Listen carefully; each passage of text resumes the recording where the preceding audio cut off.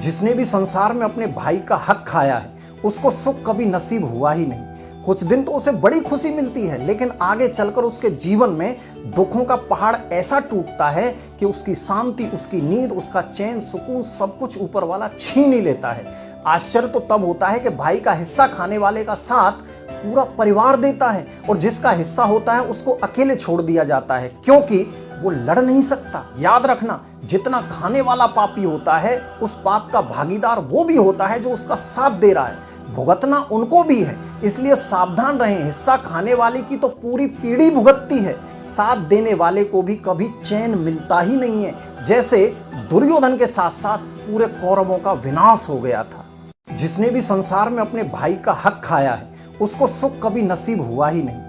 कुछ दिन तो उसे बड़ी खुशी मिलती है, लेकिन आगे चलकर उसके जीवन में दुखों का पहाड़ ऐसा टूटता है कि उसकी शांति, उसकी नींद, उसका चैन, सुकून सब कुछ ऊपर वाला छीन ही लेता है।